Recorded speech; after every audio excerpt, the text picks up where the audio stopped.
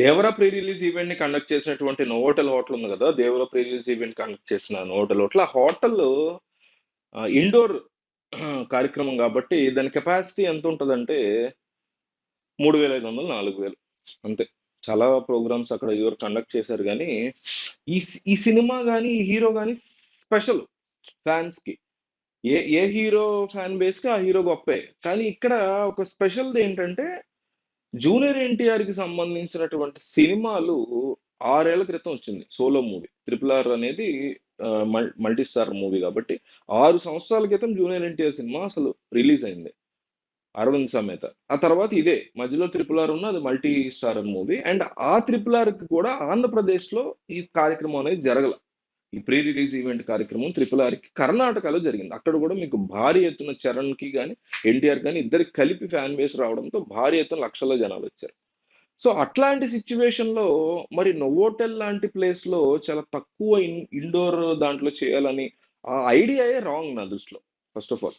కానీ వాళ్ళకి పర్మిషన్స్ రాలా. ఉప్పల్ స్టేడియంలో అక్కడ ప్లాన్ చేశారు, తెలంగాణ గవర్నమెంట్ నుంచి పర్మిషన్స్ రాలేదు.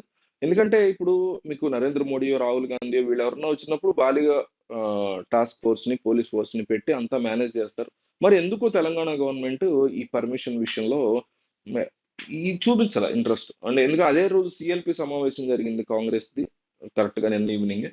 అది కావచ్చు. ఒక పక్క హైడ్రా ఇష్యూ నడుస్తుంది. సో పోలీస్ ఫోర్స్ ఏమన్నా తక్కువ ఉండటం వల్ల ఇవ్వకపోవచ్చు. అట్లాగని కాంగ్రెస్ గవర్నమెంట్ వచ్చిన తర్వాత బానే ఉంది. ఈ సినిమా ఇండస్ట్రీ పట్ల వాళ్ళు బానే ఉన్నారు, హైక్ ఇస్తున్నారు, మిడ్ నైట్ షోస్ వేస్తున్నారు. అట్లా అదేం తప్పు పట్టట్లేదు. కానీ వాళ్ళకి ఏదన్నా పోలీస్ ప్రొడక్షన్ ఇష్యూస్ వల్ల మేబీ ఇవ్వకపోయి ఉండొచ్చు. సో అట్లా ఇవ్వనప్పుడు వీళ్ళు ఏం చేసి ఉండాలంటే ఆంధ్రప్రదేశ్‌లోనో, లేకపోతే తెలంగాణలోనే ఏ వరంగల్ లాంటి ప్లేసో, కరీంనగరో, లేతే అటు ఆంధ్రప్రదేశ్‌లో ఆ రాష్ట్రంలో ఏదైనా తిరుపతిలోనో, వైజాగ్‌లో, విజయవాడలోనో ఎక్కడన్నా ఒక పెద్ద ప్లేస్ తీసుకొని అక్కడ ప్లాన్ చేస్తే బాగుండేది. ఎక్కడ అనుకూలంగా ఉందో అక్కడ.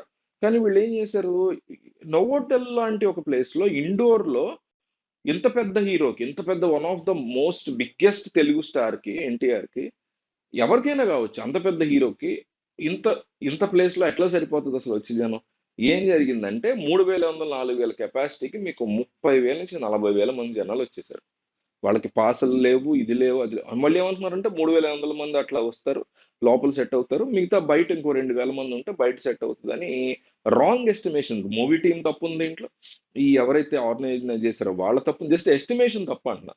అండ్ నోవోటెల్ వాళ్ళది కూడా తప్పు ఉంది. సో ఈ ముగ్గురు కలిసి ఒక రాంగ్ ఎస్టిమేషన్ ఏం వేశారంటే 3,500 మంది 4,000 మంది లోపల టైట్ గా ఉంటారు, ఇంకో 2,000 బయట ఉంటారు, ఇంతకు మించి ఇబ్బంది ఏమి ఉండదు అనేసి అనుకున్నారు.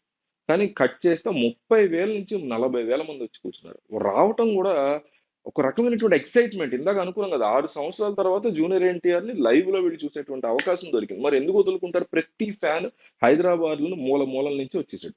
రావటం రావటం ఇక ఒక మాబ్ మెంటాలిటీ ఉంటుంది.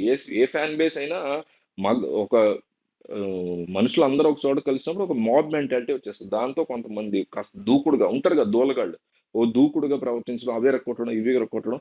ఎంతగా దూసుకొచ్చారంటే లోపలికి, మీకు ఈ గెస్ట్లు అందరూ కూర్చుంటారు కదా, ఈ నాగవంశీ, త్రివిక్రమ్ వీళ్ళందరూ గెస్ట్లు కూర్చునేటువంటి ప్లేస్ అక్కడ కూడా నిండిపోయారు జనాలు ఆ లెవెల్లో. దాంతో ఇంకా ఎవరికి వాళ్ళు సర్దుకుని వెళ్ళిపోయేటువంటి సిచ్యువేషన్. పోలీసు కంట్రోల్ చేయలేక వాళ్ళు, హోటల్ సెక్యూరిటీ, అసలు ఎవరు కంట్రోల్ చేయనటువంటి ఒక కేయాస్ సిచ్యువేషన్ అక్కడ వచ్చింది. దాంతో వెంటనే ఈవెంట్ క్యాన్సిల్ చేశారు. జూనియర్ ఎన్టీఆర్ వీడియో కూడా వదిలాడు, ఇట్లా ఎక్స్ప్లెయిన్ చేశారు ఆయన దాంట్లో. ఇది ఈవెంట్ ఆర్గనైజర్ తప్పలేదు, నోవోటెల్ తప్పలేదు, పర్మిషన్స్ లేకపోవడం వల్ల ఇట్లా తప్పక ఇట్లా చేయాల్సి వచ్చిందని.